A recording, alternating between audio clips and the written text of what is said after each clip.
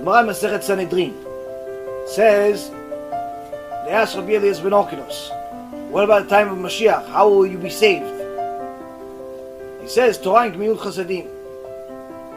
He says, they ask him, do you want to, do you want to be alive at the time of Mashiach? He says, I want Mashiach to come, but I don't want to be alive when he comes, because of how difficult the test is going to be right before he comes, whether it be the war, or it be the poverty, or the different things that the prophet say is going to happen.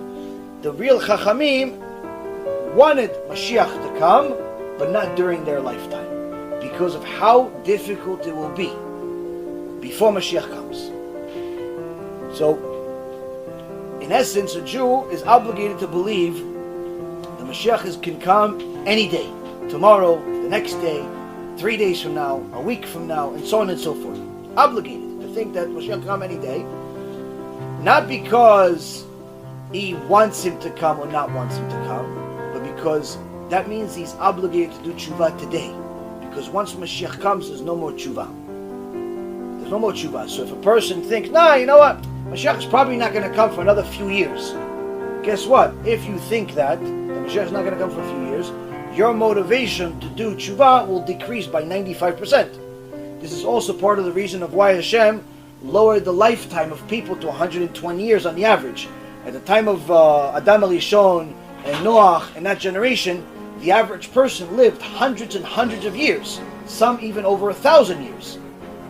But then Hashem lowered it. It says in Pasuk in the Torah, He lowered their life. He maxed it at 120, with certain exceptions of, here and there. 120 is the max. Why?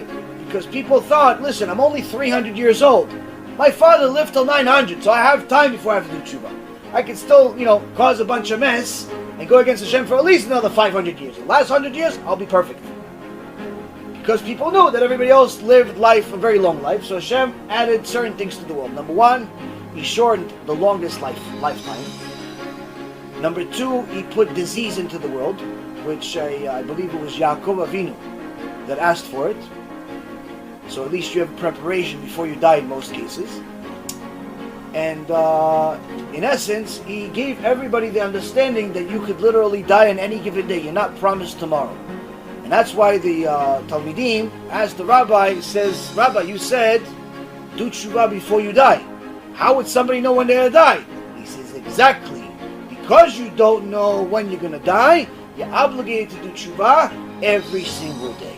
And that's also part of the reason why in our prayer, whether you're Sephardi or Ashkenazi, every day we read, Uba leTzion Goel, V'shaveh Pesha Be'Yakov. Every day we have verses in Tehillim, in the Torah, that we read throughout our tefillah, that constantly remind us that Mashiach is coming, and when He comes, time's up. Time's up. Gemara Masechet Avodah Zarah, the end of 3b, beginning of 4a, says there's also not going to be any converts. No more converts once Mashiach comes. Meaning, why? Why no more converts? I want to convert. Now that I know Mashiach is here and it's the Jewish one, not the Christian one, I want to be Jewish. He goes, yeah, now there's no free choice. Once you know that we're the winning team, of course you want to join us. Of course you want to join the winning team. The key is to be a winner before you know who's the winning team. That's the key. The key is to tshuva before you know that there's a lot of things, bad things are happening.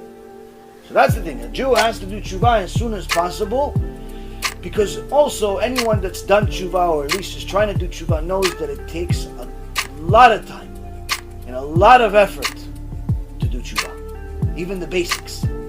It's not like, you start keeping Shabbat, you eat kosher, you pray every day, and maybe learn a little bit, that's how you did tshuva. That's not tshuva, my friend. That's the beginning of tshuva. Tshuva means you have to work on your character traits, perfect your character, get rid of bad midot.